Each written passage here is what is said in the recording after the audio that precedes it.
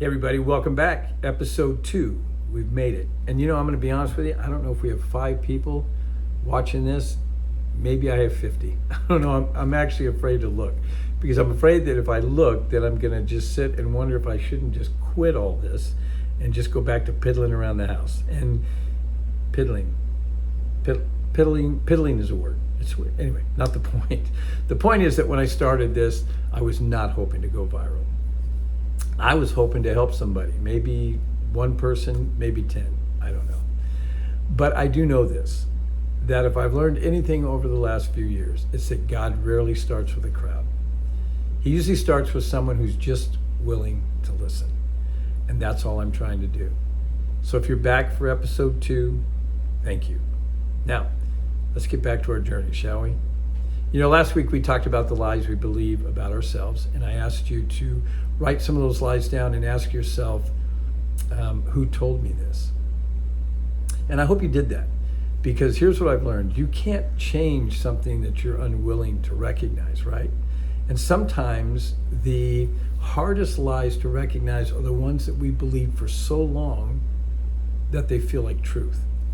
Now, maybe some of you have discovered that you've been carrying around some lies for a long time, maybe even decades. Or maybe you're just trying to figure out what yours are, and that's okay, because this is a journey, and we're not trying to solve all of our lives' problems in a 20-minute video. We're simply trying to take the next steps together. So last week we talked about lies. This week I want to talk about promises. Here's why. The lies we believe usually will affect the promises that we make. They affect how we love. I think they affect how we trust. They affect how we forgive, how we raise our kids, or how we lead our families. I think they even affect our relationship with God.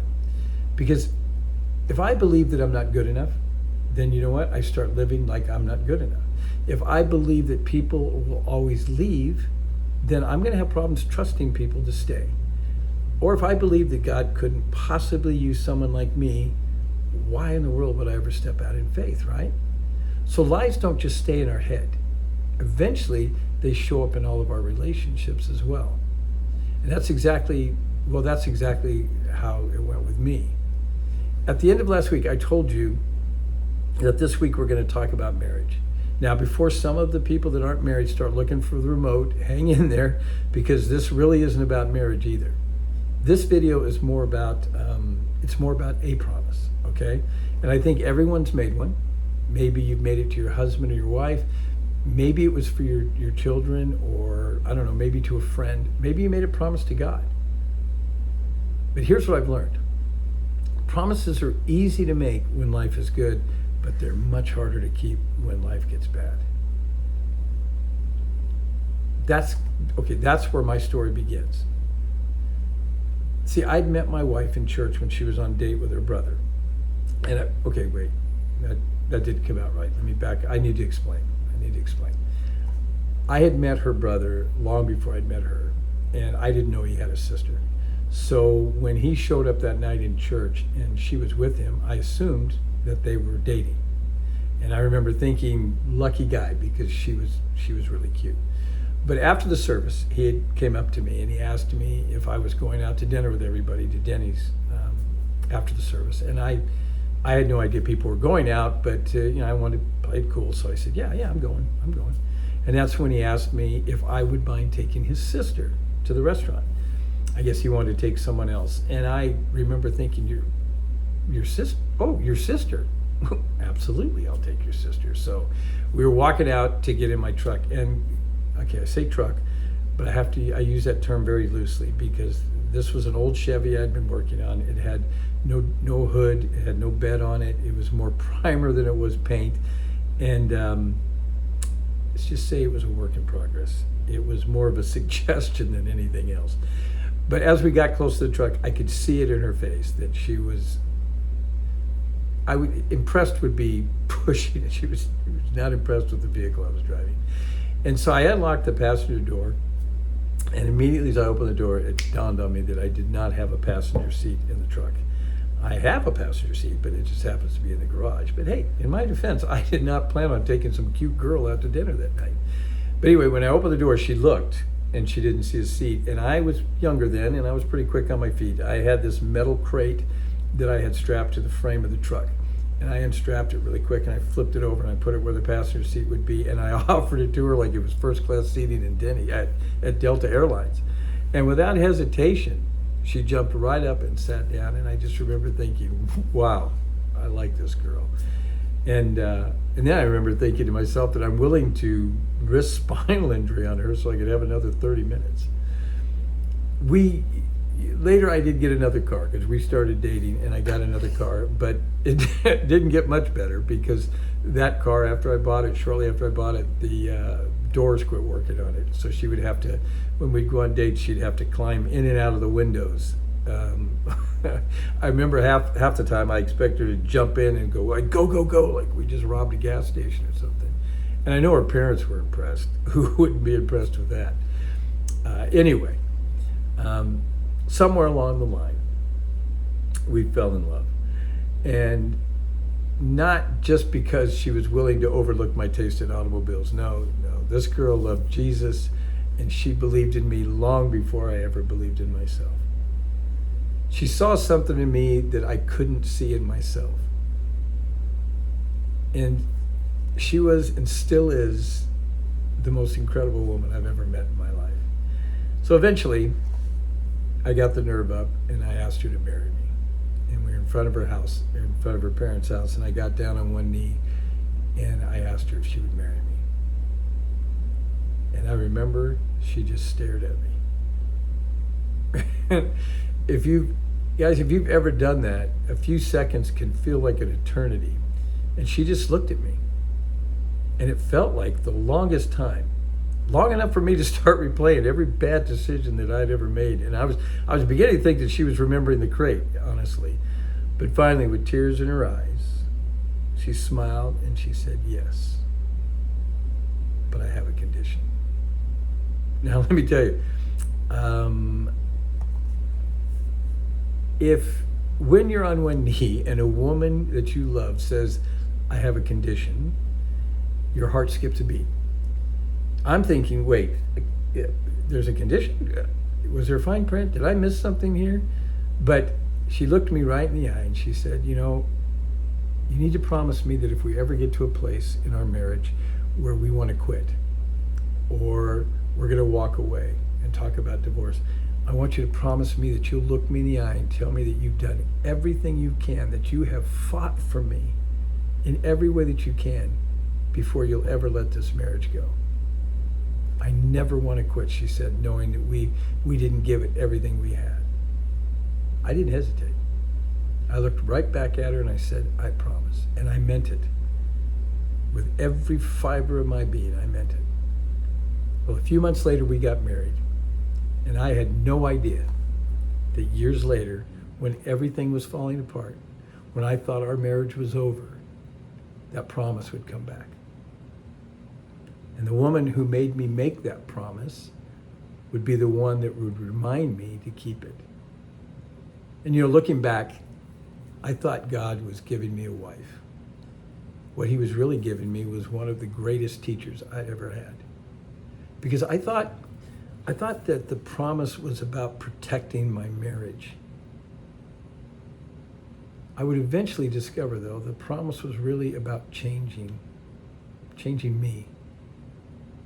And what's interesting is that promise changed, it changed my life, not because I kept it perfectly, because I didn't, but because there came a day when I didn't want to. And we'll get there in a minute. But something hit me that years later, that I completely missed at the time. I'd spent my life making promises. Promises to my wife, promises to my family, promises to myself, promises to God. I'll do better. I'll change. I'll never do that again. Does that sound familiar? I hate to think I'm the only one that does this, but the problem was I broke a lot of those promises. Maybe you have too. But here's what I've discovered. when I finally started reading the Bible, He doesn't break promises. Think about that for a minute. For years, I believed in God without really knowing what He had promised me. I knew what people said about God, and I knew what pastors said, and I knew what church people said, but I didn't actually know what God said. And why was that? Well, it was because I wasn't reading His Word. But here's what's amazing. The Bible is full of promises. Jesus said that I will never leave you nor forsake you. He didn't say, I'll stay as long as you don't mess up. He promised. Jesus also said that in this world you will have trouble. Now that's probably not a promise that anybody puts on a coffee mug, but He didn't stop there. He said, take heart, I have overcome the world. He promised. He promised forgiveness, peace, strength, wisdom, hope, eternal life, promise after promise after promise. And I spent years not knowing what they were. Not because God was hiding them. No, it was because my Bible was unread. So that's why I think that this series matters so much. I'm not trying to convince you to read a book.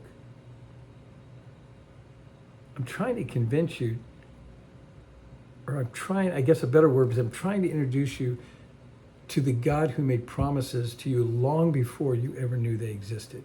Because when you finally discover His promises, it changes the way you see your own. It was years later.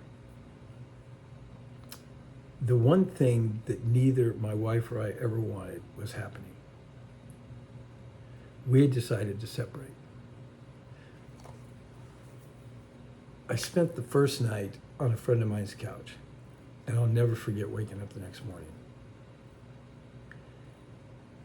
You ever had that feeling when you wake up, you're in a strange place, you have no idea where you are, and it takes you kind of a few minutes to get your bearings?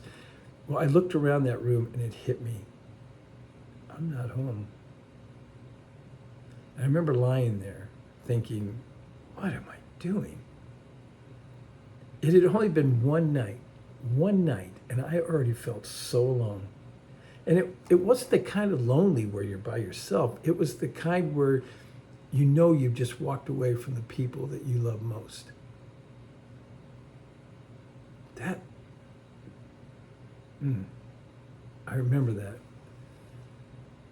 Well, that evening, she and I had planned to go to this little 50s diner that we used to go to all the time. Man, we'd been there hundreds of times. And usually when we're there, we're laughing and we're having a great time. We're talking, we're having fun. But that night could not have been any more different. That night, we sat there talking about things we'd never imagined we'd ever be talking about. And that was custody and support and who would live where and how holidays would work. I remember sitting there thinking, how in the world did we ever get here? This was not supposed to be our story. And after a while, I told my wife that I had to use the restroom. And honestly, I just needed a minute. But I was walking back to the table, and the DJ that was there, he knew us pretty well. And he called me over to where he was sitting. And he said, hey, man, what's going on with you guys? He said, because, usually you guys are like the life of the party. And tonight, man, you just seem kind of down. What's going on? I told him, I said, man, we're here, we're getting divorced. And we're talking about, how we're going to manage that divorce. And he's, no, man, come on. You can make this work.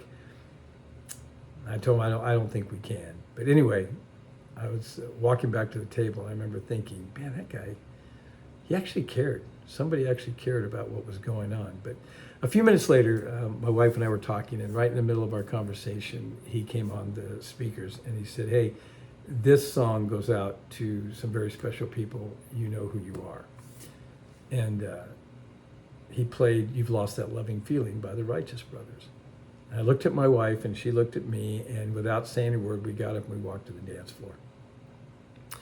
And as we were dancing, I could feel her crying. not just tearing up, she was sobbing.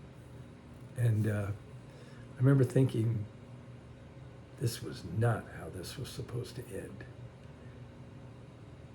And then she leaned back and she looked me in the eyes, and I'll never forget that look. It was not anger. It was not bitterness. It was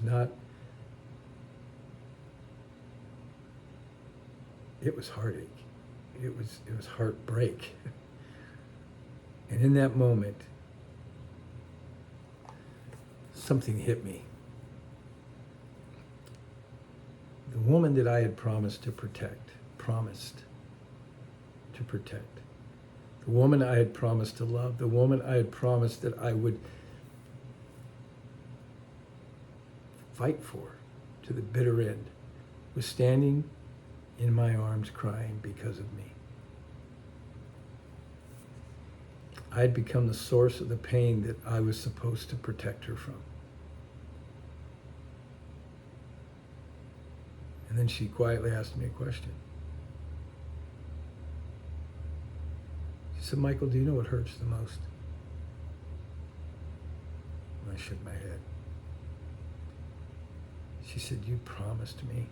The night you asked me to marry me, you promised me that we would never get to this place.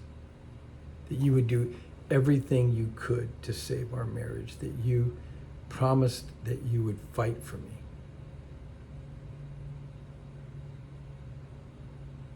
And she asked me, have you? Have you done everything that you can? Have you?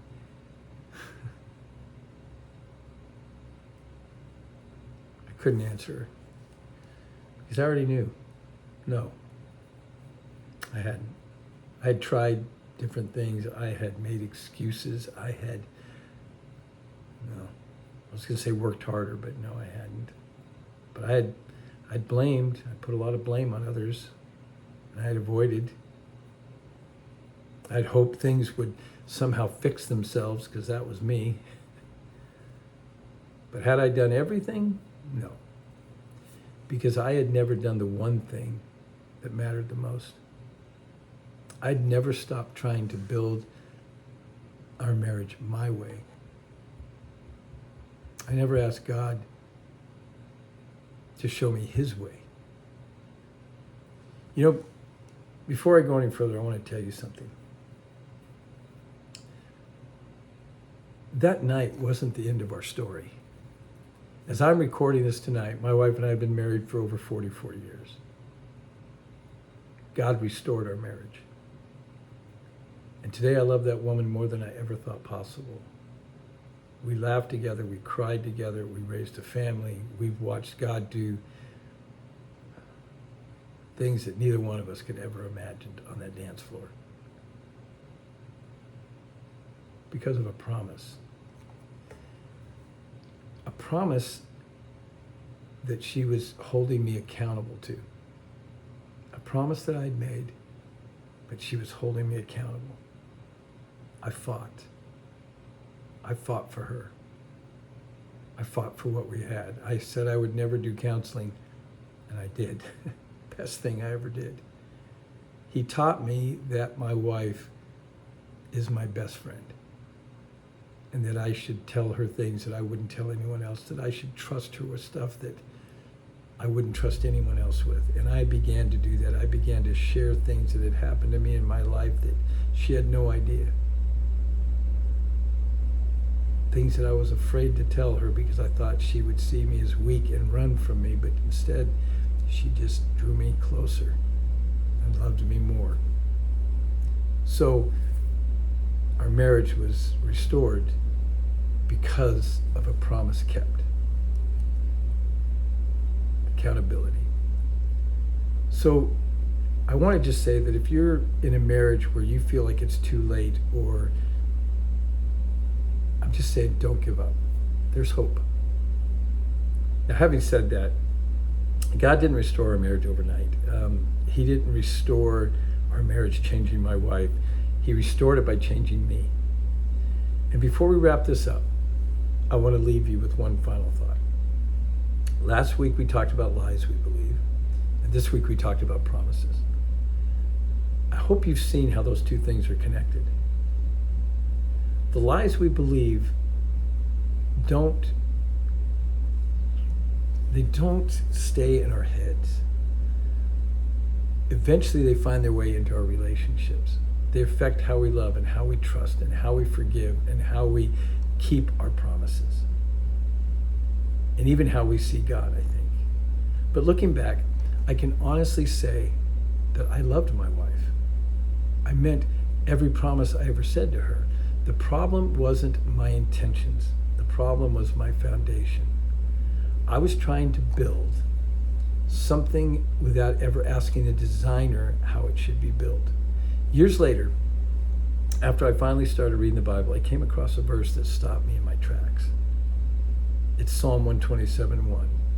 And it says, "Unless the Lord builds the house, the builders labor in vain."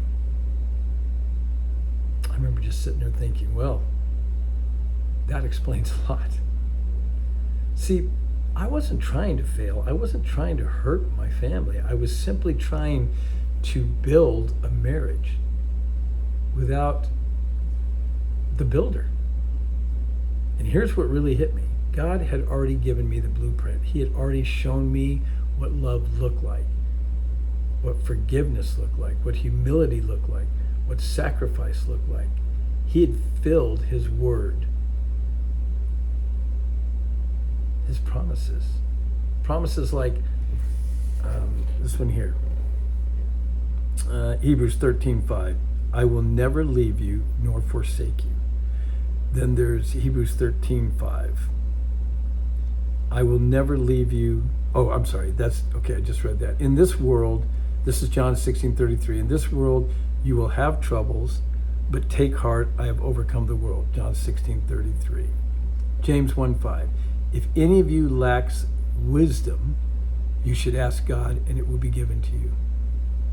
John 14:27. Peace I leave with you. Peace I give you.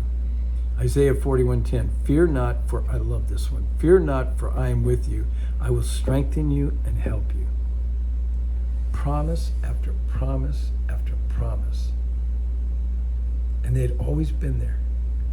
The problem was that the problem wasn't that God hadn't spoken. The problem was that my Bible was still unread. I spent years making promises to God without ever taking the time to discover the promises God had already made to me. That realization changed everything for me. Not because I suddenly became a Bible scholar. Trust me, that did not happen. It changed everything because for the first time in my life, I stopped asking God, will you bless my plans? I started asking God, show me yours, what your plans for me. Not just a better marriage, a different man.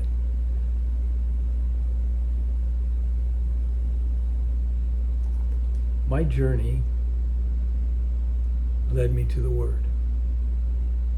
And I'm hoping this journey that we're taking right now will lead you to the Word of God, because there's so much there. There's so much in the Bible that can change your life and will change your life if you let it. So what did we learn today? Last week we discovered that the lies we believe, rather. This week we discovered that those lies, what they can eventually do, right? They don't just affect the way we think, they affect the way we live. The promises we make, the relationships we build, and ultimately whether we build our lives on God's truth or on our own understanding. But here's the question that I want to leave you with. If all those promises were there, if the blueprint had been sitting on my shelf all those years, all this time, why didn't I read it? Maybe you've asked yourself the same question. Maybe you want to read your Bible, but never knew where to start. Or maybe you thought it was too confusing. Maybe you were intimidated by the Bible. Or maybe, like me, there was something deep going on that you didn't even recognize. That's exactly what we're going to talk about next week. I don't want to get too far ahead of ourselves. Next week we're going to talk about reasons that we don't read the Bible, and I think a lot of them are going to surprise you, because I don't think a lot of the reasons.